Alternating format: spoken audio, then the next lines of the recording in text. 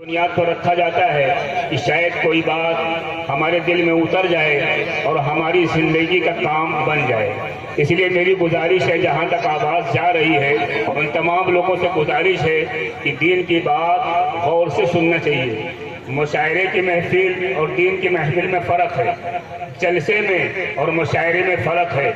مشاعرہ صرف ذہن کی تسکین کے لیے اور مزے کے لیے سنا جاتا ہے، اور دینی جلسوں میں اپنی زندگی کو بدلنے کے لیے، اپنی زندگی کو صحیح رخ پر لانے کے لیے آیا جاتا ہے۔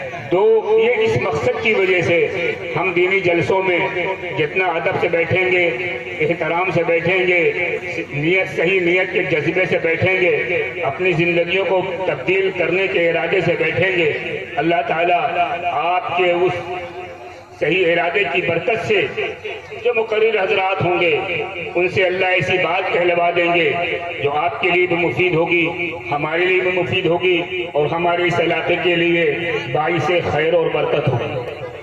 تقریریں آپ کی توجہ پر نکلتی ہیں، اور تقریروں کا ہونا صرف یہ نہیں ہے کہ ہم تقریر سن لیں اور مقرر کے چہرے اور مقرر کے الفاظ سے کو ہم سن لیں، بلکہ تقریر اس لیے ہوتی ہے کہ ہماری زندگی میں کچھ تبدیلی آ جائے، ہماری زندگی میں کچھ بدلاؤ آ جائے، ہمارا معاشرہ اور سماج کچھ درست ہو جائے۔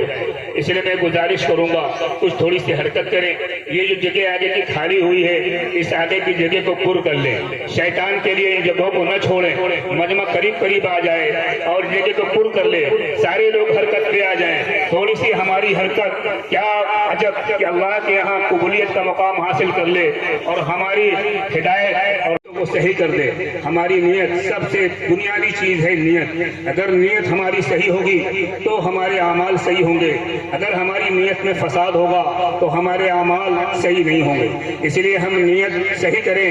ہم بھی نیت کرتے ہیں کہ جو بات میں کہوں اللہ اس کو ہمارے دل میں اتارے، آپ کے دل میں اتارے، اور ہم سب کو اس کے مطابق زندگی گزارنے کی توفیق عطا فرما دے۔ اصل چیز رضا الہی ہے، محبوبیت خدا بندی ہے۔ اگر رضا الہی اور محبوبیت خدا بندی انسان کو حاصل ہو جائے تو دنیا کی کوئی طاقت انسان کو برباد نہیں کر سکتی۔ ہر چوراہے پہ، ہر محفل میں صرف مسلمانوں کی بربادی اور مسلمانوں کے زوال اور مسلمانوں کی ناکامی کی داستانیں چلتی رہتی ہیں۔ ایمان مسلمان چائے کی گھونٹ پیتا ہے اور اپنی بربادیوں کے قصے اپنے کانوں سے سن سن کر اپنے آپ کو پسمردہ بنا رہا ہے۔ اس لیے ہم ان مجلسوں میں بیٹھیں اور ان مجلسوں میں بیٹھ کر دل کو پسمردہ بنانے کے بجائے، جسم کو کاہل بنانے کے بجائے ان حوصلہ مند چیزوں کو سنیں، ان حوصلہ مند جو اس کو وراثت میں ملی ہوئی ہے۔ آج کا روشن خیال مسلمان اس روحانیت کے مراکز سے دور ہوتا چلا جا رہا ہے، اس روحانیت کی تحریکوں سے دور ہوتا چلا جا رہا ہے، اس کو وہ کامیابی کی چیز نہیں سمجھ رہا ہے۔ اصل مرض یہ ہے کہ ہم اس کو اپنی کامیابی کی چیز سمجھ لیں۔ ہاں، یہ ایک اسٹار کر سکتے ہیں، زمانے سے تلاوت کر رہے ہیں، زمانے سے نماز پڑھ رہے ہیں، زمانے سے دعائیں مانگ رہے ہیں، کیوں نہیں ہمارے ساتھ اللہ کی مدد آ رہی ہے۔ ہم زمانے سے علاج کرتے ہیں، مرض ٹھیک نہیں ہوتا، دوسرے ڈاکٹر کے پاس جاتے ہیں، اس ہاسپٹل سے اس ہاسپٹل جاتے ہیں، اس ہاسپٹل سے اس ہاسپٹل جاتے ہیں، اس ترتیب سے اس ترتیب کو کرتے ہیں، اس ترتیب سے اس ترتیب کو کرتے ہیں۔ کیا ہم نے غور کیا؟ ہم دعا مانگ رہے ہیں، ہماری دعا کیوں نہیں قبول ہو رہی ہے؟ ہم تلاوت کرتے ہیں، اس کی برکتیں کیوں ظاہر نہیں ہو رہی ہے؟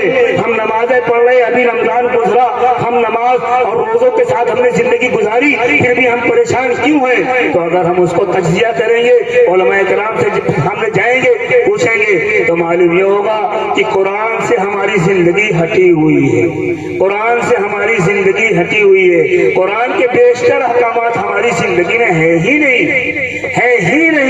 وہ قرآن جو ہماری ہدایت کے لیے آیا تھا، وہ قرآن جو ہمیں نجات دینے کے لیے آیا تھا، وہ قرآن جو ہمیں ترقی دینے کے لیے آیا تھا، اس قرآن سے ہمارا رشتہ قطع ہوا ہے۔ اسی لیے ضرورت اس بات کی ہے، یہاں ساری کوششیں کر رہے ہیں، وہاں یہ مدارس، یہ مراکز، یہ دینی تحریکیں، یہ دینی تنظیمیں، ان کی ہم قدر کرنے والے بن جائیں، اور سب سے زیادہ ہم اپنی اور اپنے بچوں کی ایمان کی فکر کرنے والے بن جائیں کہ ہم اس ملک میں ہمیں منظور نہیں ہے کہ بغیر ہم ایمان کے رہ لیں۔ ایمان ہے تو سب کچھ ہے، ایمان نہیں ہے سب چلا جائے ہمیں برداشت ہے۔ لیکن ہمیں ایمان کو سینے سے لگا لینا ہے، ہمیں قرآن کو سینے سے لگا کے رکھنا ہے، ہمیں سرکار دو عالم صلی اللہ علیہ وسلم کی سنتوں کو سینے سے لگا کے رکھنا ہے۔ یہ فیصلہ کر لیں گے، اپنی اصلاح کرنے کی کوشش کریں گے تو انشاءاللہ اللہ کی تائید اور اللہ کی نصرت اور اللہ کی مدد ہمارے ساتھ ہے۔ اب ہم ذرا غور کر لیں، قرآن میں غیبت کو حرام کر دیا گیا، ہمارے معاشرے میں غیبت کو دور کرنے کی ہم نے کون سی تحریک چلائی؟ ہمارے معاشرے میں حسد ہے، حسد کو دور کرنے کی ہم نے کون سی کوشش کی؟ ہمارے معاشرے میں ایک مسلمان دوسرے مسلمان کی ٹانگ کھینچتا ہے، ایک مسلمان دوسرے مسلمان کے کاروبار کو ڈیمیج کرتا ہے، ایک مسلمان دوسرے مسلمان کی ترقی نہیں دیکھ پاتا۔ یہ حرام ہے، یہ قرآن کے خلاف ہماری زندگی گزر رہی ہے۔ ہمارے قرآن میں وراثت کا مسئلہ ہمیں سکھایا گیا تھا کہ وراثت اسلام کا ایک اہم مسئلہ تھا، قرآن کا اصل حکم تھا۔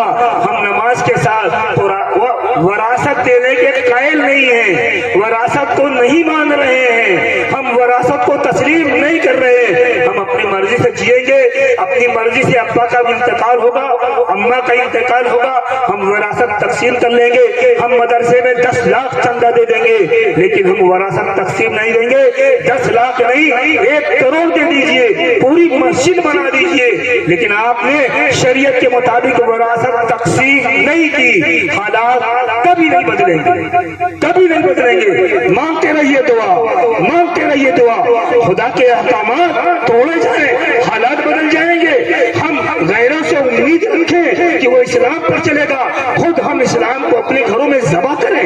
ہم سوچے بھی نہ کہ وراثت کے مطابق ہم قرآن کے مطابق ہم اپنی وراثت تقسیم کریں گے، قرآن کے مطابق ہم اپنے گھر کے بچوں کی پرورش کریں گے، قرآن کے مطابق ہم اپنے پڑوسیوں کے ساتھ سلوک کریں گے، قرآن کے مطابق ہم اپنے محلے میں زندگی گزاریں گے، قرآن کے مطابق ہماری زندگی گزرے گی۔